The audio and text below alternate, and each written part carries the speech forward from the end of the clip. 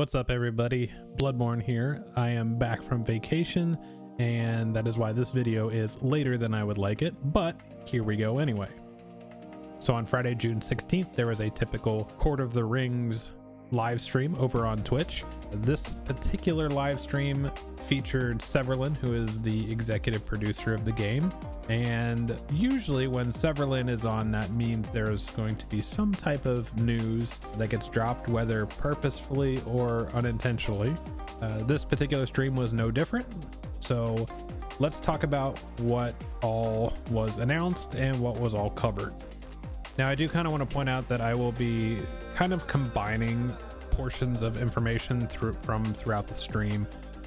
As typical with a Q&A, there are different bits of information that are brought up that relate to other things, so I kind of want to get that all together. So first and foremost, we want to talk about the order of business. So from several of the questions that were asked, at one point in the middle of the stream, Severlin did kind of lay out almost kind of a roadmap for him personally, what he would like to see happen in kind of the order he wants to see them happen. So some of this may be news, some of it may honestly be exciting, and some of it may be disappointing. So the order of business, the first thing that's going to be happening is that this week, this coming week, is there is going to be a series of lag fixes that are coming.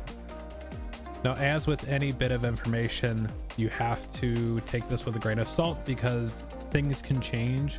Things can be found in QA testing that are unforeseen, and the scheduling may change. Hopefully that is not the case, and we get some very significant lag changes this coming week.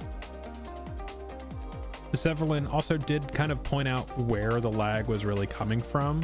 They were able to find two very large sources of lag in recent weeks, and it turns out that the delving system is a large portion of it, and also just the effects system.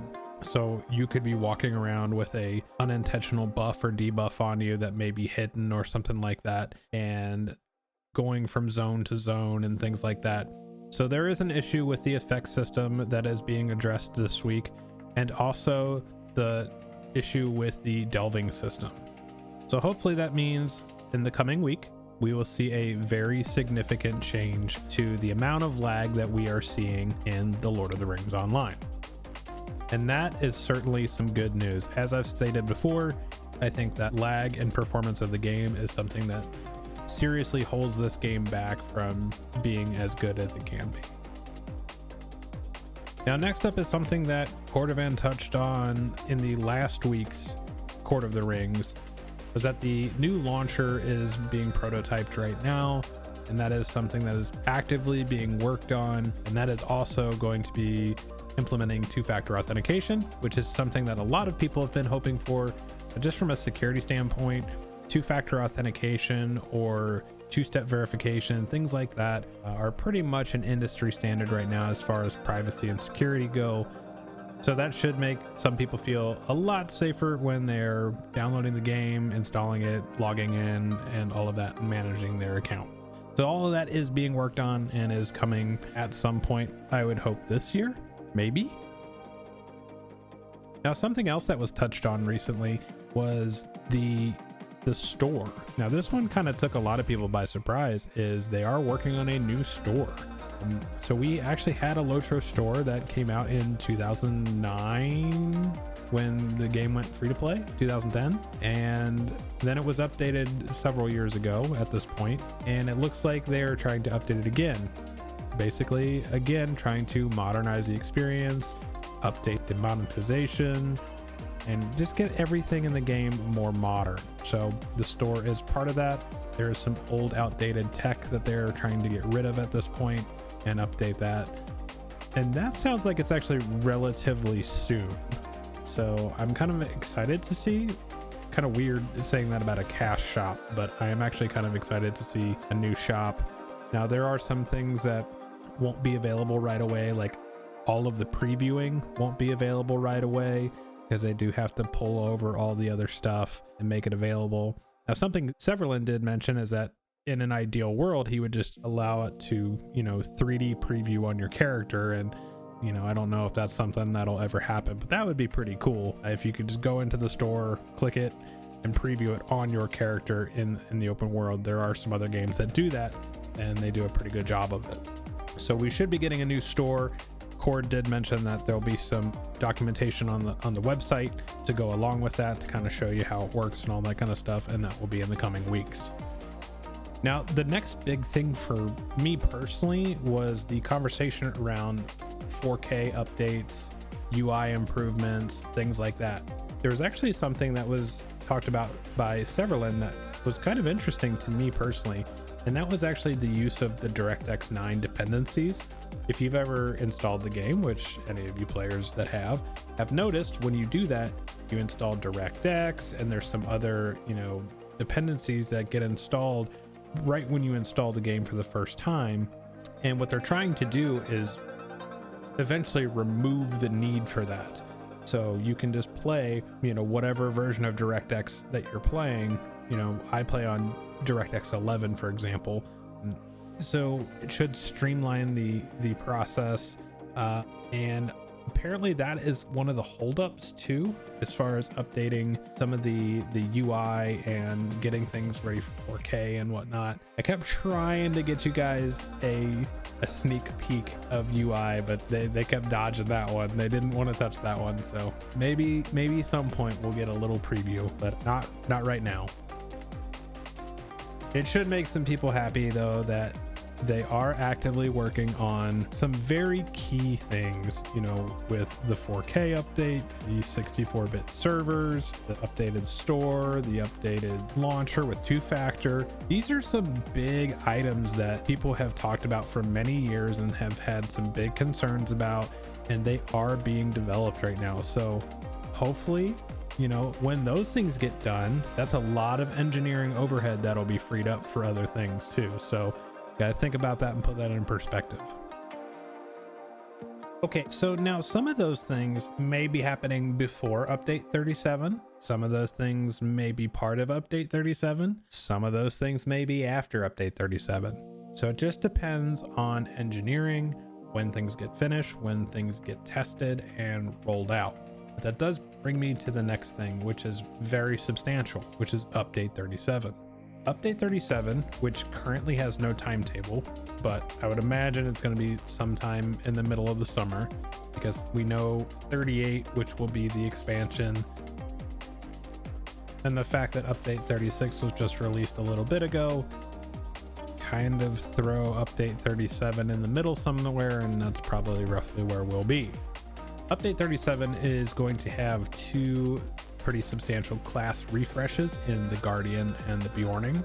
Now there's not a whole lot of detail here yet, so look for that stuff in the coming weeks when things go to Bull Roar, and you know, if there's any dev diaries or anything like that. There are currently some discussions being had on the forums, and the devs are pretty active, specifically Orion. So make sure if you are playing those classes, hop in those conversations, make sure your voice is heard, give your feedback on those changes.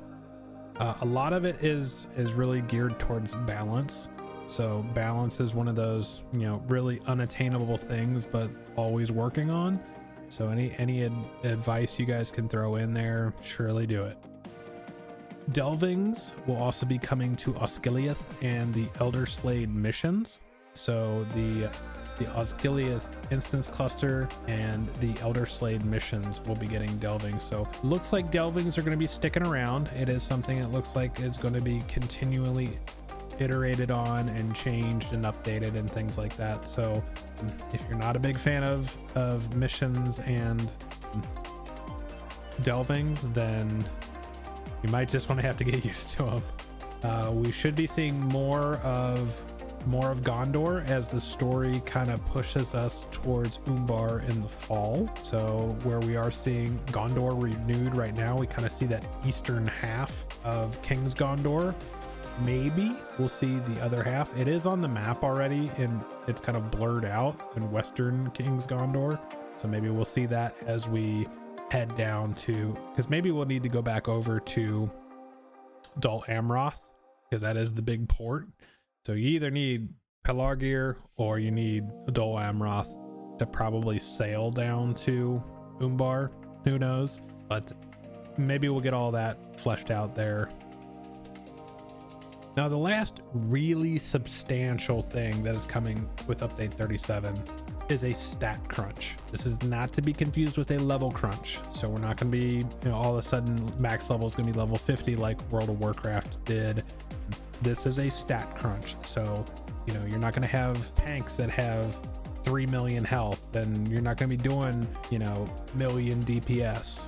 So the numbers are coming down, and that's good too, because that, just having so many numbers, one, it's a lot for the server to digest on all these fights and all this number and all the math and all that stuff.